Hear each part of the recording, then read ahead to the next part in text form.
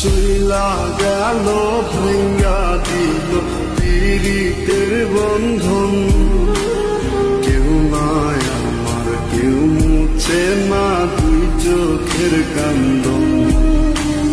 সবই ছিল ছাইরা যাওয়ার বাহানা নতুন। শ্যামলা নাকি কালো আমি ভাবিস তুই এখন। হায়রে শ্যামলা